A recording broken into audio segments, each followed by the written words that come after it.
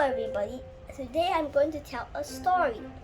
Once a little boy walked into a forest. He forgot the way to his home, but he found a magic horn and a magic animal. The animal was a lion.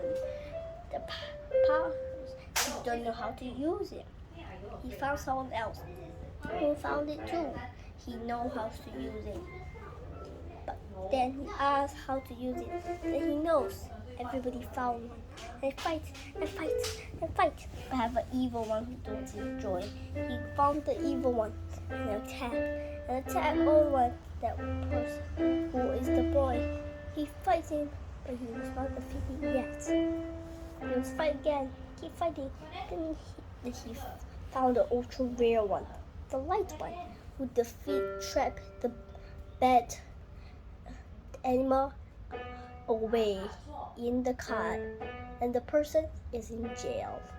The end.